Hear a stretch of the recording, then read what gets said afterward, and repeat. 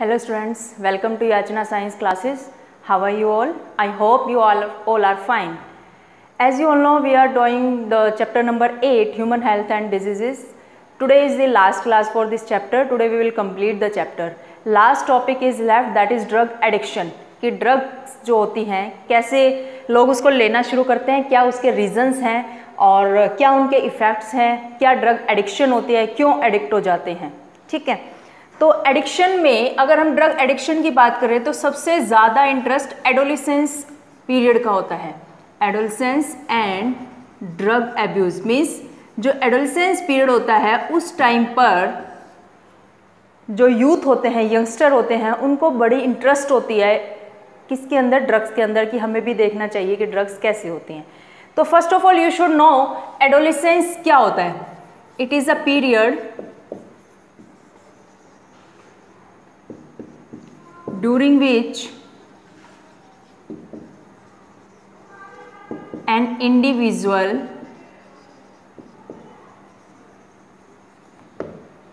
becomes mature. An individual becomes mature. किस term में mature? In terms of his or her attitudes and beliefs for effective participation in society. Effective participation in society. कि जब कोई individual इतना mature हो जाए कि वो अपना पार्टिसिपेशन शो कर सके सोसाइटी में, अपने एटीट्यूड, अपने बिलीफ, अपने तौर तरीके, अपने विचार रख सके सोसाइटी में, उस पीरियड को हम बोलते हैं एडोलिसेंस पीरियड. ये पीरियड है जो 12 to 18 ईयर की एज को हम बोलते हैं एडोलिसेंस पीरियड है. और ये जो पीरियड है इसको ये भी बोला जाता है कि ये एक ब्रिज है, ये एक लिंक है किसके बीच में, बिटवीन चाइल्डहुड, बचपन एंड अडल्टहुड. चाइल्डहुड और अडल्टहुड के बीच के लिंक को हम एडोलिसेंस पीरियड बोलते हैं. अब इसी पीरियड को क्यों चुना, मैं इसी की बात क्यों कर रही हूँ, एनसीईआरटी की बात क्यों कर रही है, क्योंकि ये वो पीरियड है जब कोई इंडिविजुअल इंटरेस्टेड होता है, बहुत ज़्यादा एक्सपेरिमेंट करने में इंटरेस्ट रखता है और बहुत ज़्यादा कि एग्रेसिव माइंड का होता है इस टाइम पे. तो you can write the experimentation. और सबसे ज़रूरी बात क्यूरियसिटी, बहुत ज़्यादा क्यूरियस होता है चीज़ों को जानने के लिए. तो एक्सपेरिमेंटेशन, क्यूरियसिटी एंड इंटरेस्ट, ये तीन चीज़ें हैं. और यू कैन से एडवेंचर, ये तीन चार चीज़ें हैं जो यंगस्टर्स को ड्रग्स की तरफ लेकर जाती हैं, ये पता लगाने के लिए कि ड्रग्स आखिर होती कैसी है. One time we should also test, हमें भी एक बार देखना चाहिए. इस तरह की क्यूरियोसिटी उनको लेकर जाती है. जो न्यूज़पेपर्स होते हैं, you can write newspapers, TV, mobile, internet, these are the things which also responsible for making interest, for creating interest or to make aware the youngsters for drugs. ठीक है. अच्छा, peer pressure, फ्रेंड्स का pressure, friend group, friend circle का pressure होता है, या unsupportive family structure, unsupportive कह लो या अनस्टेबल फैमिली का जो स्ट्रक्चर है. मीन्स कोई भी जो है अगर यंगस्टर अपना कोई डिसीजन लेना चाह रहा है and family is not supporting, तो अनसपोर्टिव हो गया है ना वो फैमिली. तो उस तरह के प्रेशर भी होते हैं जो माइंड पर बहुत हावी हो जाते हैं किसी भी यंगस्टर के, जिसलिए वो ड्रग्स वाले रास्ते को चुन लेता है. क्योंकि उन्हें ये पता चल जाता है कि किसी भी टाइप की प्रॉब्लम को फेस करने के लिए या स्ट्रेस को रिमूव करने के लिए, कोई भी प्रेशर रिमूव करने के लिए अपने माइंड के लिए ड्रग्स बहुत हेल्प करती हैं. तो we should try it once. तो ये है एडोलिसेंस और कैसे ड्रग की एब्यूज़ हो जाती है इसके बारे में हमने जाना. You can take screenshot. Done. Then we will discuss about addiction, कि एडिक्शन किस चीज़ को बोला जाता है, आखिर एडिक्शन होती क्या है. बात तो हम बहुत करते हैं लत की, कि लत लग जाती है किसी चीज़ की, एडिक्शन हो जाती है, हम एडिक्ट हो जाते हैं. जैसे कुछ लोग टी के एडिक्ट होते हैं, चाय की लत होती है ना, चाय नहीं मिले तो सर दर्द होने लग जाते हैं। तो addiction, now what is addiction? It is psychological, it is psychological attachment to certain effects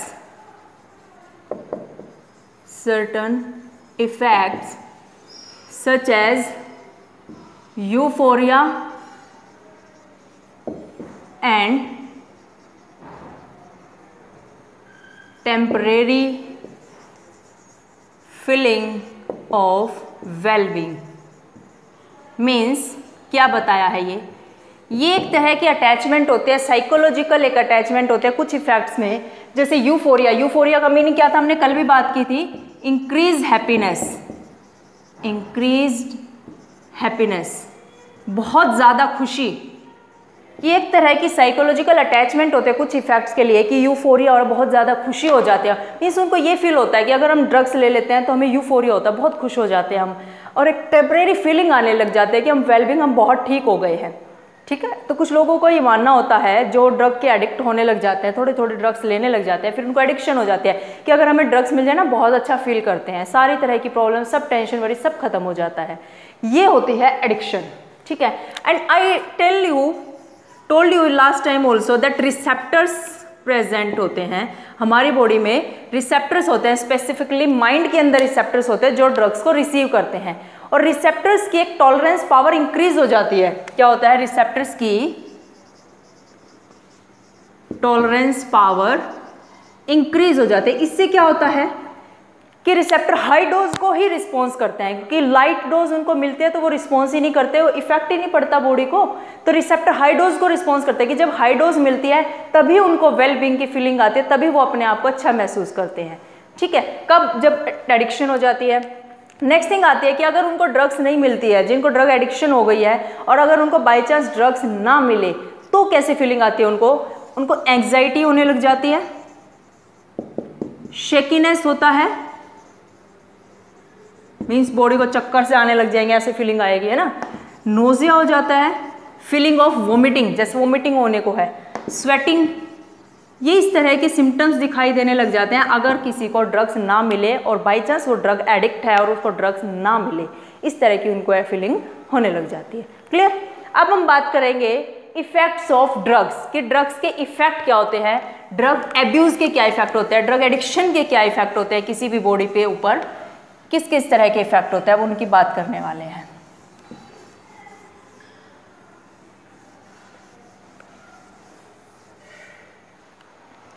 now effects of drug, और you can write alcohol also यार, हम अल्कोहल की भी बात कर ही रहे हैं, ड्रग्स और अल्कोहल एब्यूज, कि अगर किसी को ड्रग्स की या अल्कोहल की एडिक्शन हो जाए तो किस किस तरह के इफेक्ट्स नजर आते हैं। सबसे common effect violence, reckless behaviour and vandalism. ये कॉमन सी बात है, कॉमन से इफेक्ट है, मीन्स रेकलेस बिहेवियर, बहुत खराब बिहेवियर, किसी के साथ भी अग्रेसिव हो जाना, वेंडलिज्म, पब्लिक प्रॉपर्टी को नुकसान पहुंचाना, उनको ये फीलिंग ही नहीं आती कि तुम क्या कर रहे हो, कुछ भी। ठीक है, वायलेंस, बहुत एग्रेसिव होते हैं। अगर हाई डोज होती है, अगर हाई डोज ले रहे हैं वो ड्रग्स की, high dose of drugs, it lead two comma में भी जा सकता पर्सन, एंड फाइनली उसकी डेथ भी हो सकती है।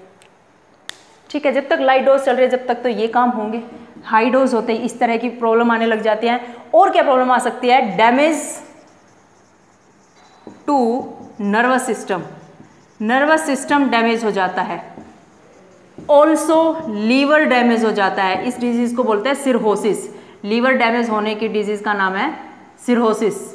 और ये ज़्यादातर कब होता है, क्रोनिक यूज जब होता है, क्रोनिक मीन्स एक लंबे टाइम से, क्रोनिक यूज ऑफ ड्रग्स, एक लंबे टाइम से ड्रग्स यूज की जा रही है तो फाइनली नर्वस सिस्टम डैमेज हो जाता है और लीवर डैमेज हो जाता है, सिरोसिस नाम की डिजीज हो जाती है।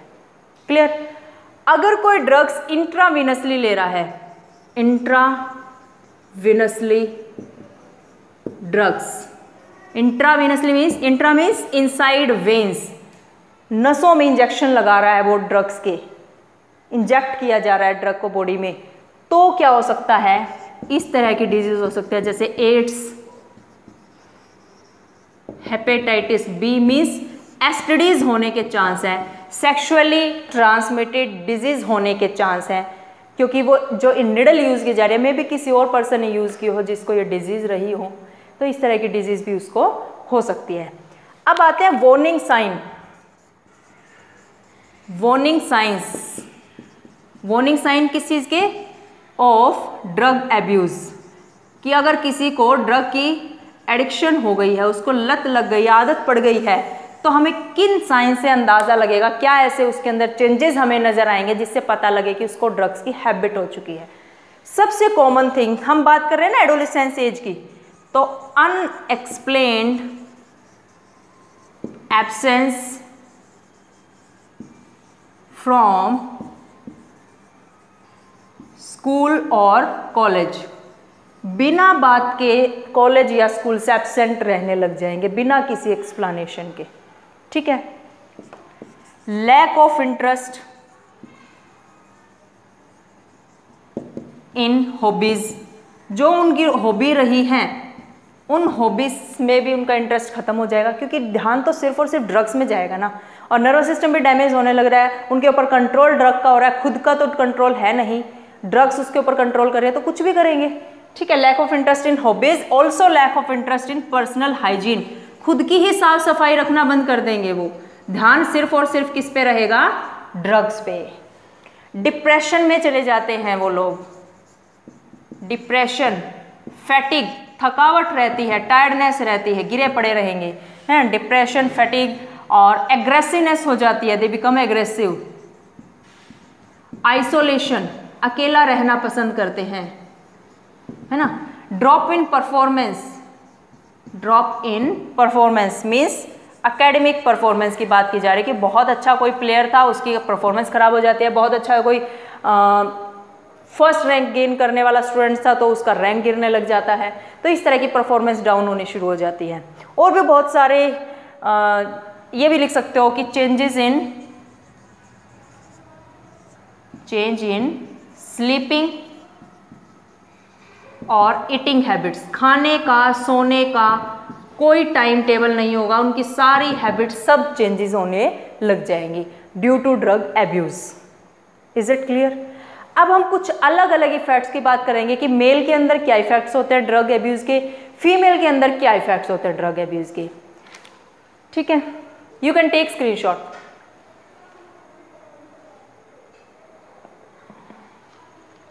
डन?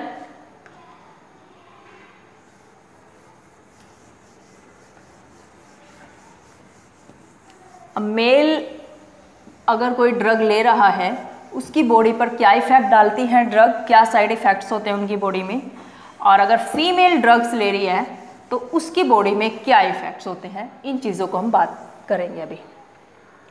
इफेक्ट्स ऑफ ड्रग और अल्कोहल एब्यूज ऑन मेल, ठीक है। First is decrease in sperm production, sperm का प्रोडक्शन कम हो जाएगा, उनका काउंट कम हो जाएगा, कम बनने लग जाएंगे, है ना।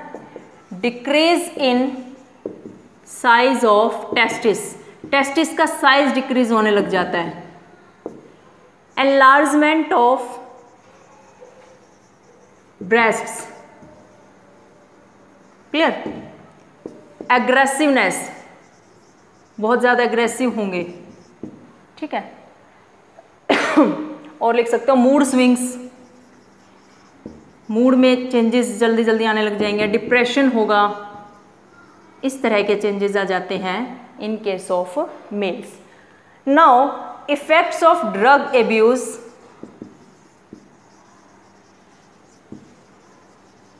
ऑन फीमेल्स, फीमेल्स पे क्या इफेक्ट होता है ड्रग एब्यूज का। अब 3-4 कैरेक्टरिस्टिक इनकी बात कर लेते हैं। मैस्कुलाइजेशन, मेल जैसे मैस्क्यूलाइजेशन, मेल जैसे कैरेक्टर्स आने शुरू हो जाते हैं कुछ कुछ, ठीक है। Excessive hair growth, excessive hair growth on face and body, face पे और बॉडी पे बहुत ज़्यादा हेयर की ग्रोथ होने लग जाएगी, ठीक है। Abnormalities in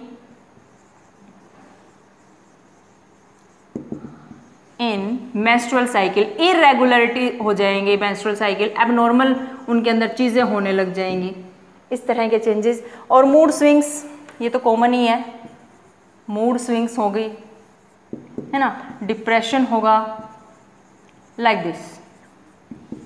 and do you know sports person also use drugs, बहुत सारे ऐसे, कई सारे ऐसे स्पोर्ट्स पर्सन हैं जिनका टेस्ट किया जाता है तो पता चलता है कि इन्होंने तो ड्रग्स ले रखी है, तो उनको जो उनका स्पोर्ट्स है उससे बाहर निकाल दिया जाता है।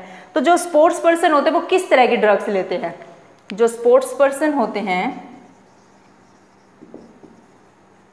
And why they take drug, वो लेते ही क्यों हैं? एग्रेसिव होने के लिए। खासतौर पे जो ये रेसलिंग प्लेयर्स होते हैं या जो बॉक्सर्स होते हैं वो करते हैं ऐसा कि उनको पेन कम हो तो एनाल्जेसिक लेते हैं, नार्कोटिक्स लेते हैं, डायूरेटिक ड्रग्स भी लेते हैं अपनी मसल स्ट्रेंथ इंक्रीज करने के लिए और एग्रेसिवनेस इंक्रीज करने के लिए।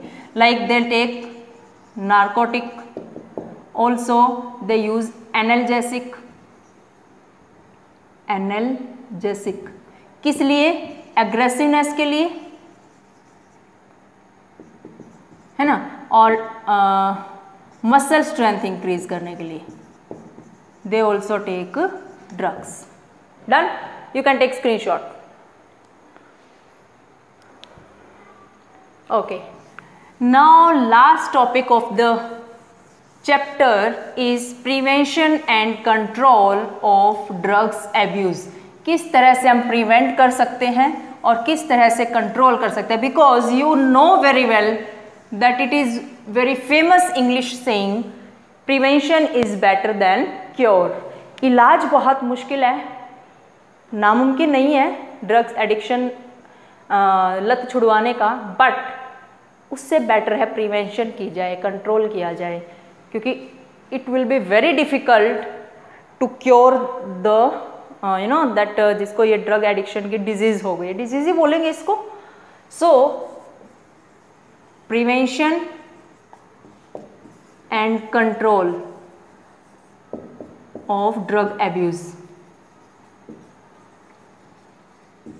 सबसे इंपॉर्टेंट चीज जो इसमें आती है, अवॉइड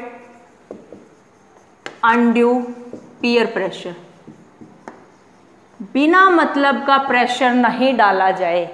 जो बच्चे हैं, यंगस्टर हैं, उनके ऊपर बिना बात का कोई प्रेशर ना डाला जाए कि देख तेरी क्लास के इस बच्चे ने तो इतना टॉप किया है, वो बच्चा तो सारा काम करता है, सारे घर की जिम्मेवारी ले रखी है, रिस्पॉन्सिबिलिटी, तू ऐसा है, तू वैसा है। मीन्स कंपैरिजन करते हैं हम यंगस्टर्स का अपने बच्चों का, किनके साथ? उनके पीयर के साथ, उनके फ्रेंड्स के साथ, आसपास उसके बच्चों के साथ। ऐसा प्रेशर नहीं डालना है, इसको अवॉइड करना है, जिससे कि बच्चा नॉर्मल लाइफ जी सके और वो ड्रग्स की तरफ ना जाए। Second,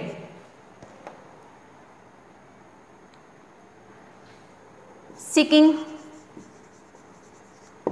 help from parents and peers।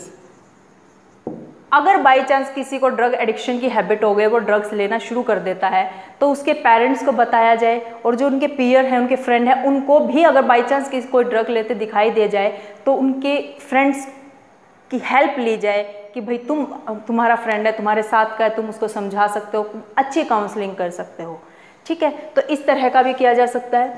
Third thing is education and counselling, कि प्रॉपर एजुकेशन दी जाए बच्चे की, काउंसलिंग की जाए। Like I am teaching you this chapter, NCERT ने इस चैप्टर को इंक्लूड किया, तो ये इसलिए इंक्लूड नहीं किया कि तुम्हें मेथड बताए जा रहे हैं कैसे ड्रग्स लेनी है, ये इसलिए इंक्लूड किया गया ताकि तुम्हें इनके बैड इफेक्ट्स पता चले। You are not go to that path which lead to drug addiction, you are not to choose that way which lead to drug addiction. Okay, तो इस तरह की एजुकेशन या इस तरह की काउंसलिंग की जा सकती है कि बच्चे जो यंगस्टर्स हैं, एडोलेसेंट है, उसकी तरफ ना जाए। Next is looking for danger science. इस चीज़ का खास ध्यान रखना है कि अगर किसी के अंदर 1-2 भी % ऐसा वार्निंग साइन दिखाई दे रहा है जिससे हमें ये लगे कि वो ड्रग एडिक्शन का शिकार हो चुका है, तो हमें उन साइन को भी ध्यान में रखना है कि उनके अंदर कोई ऐसा साइन तो दिखाई नहीं दे रहा है, ठीक है। And last one is seeking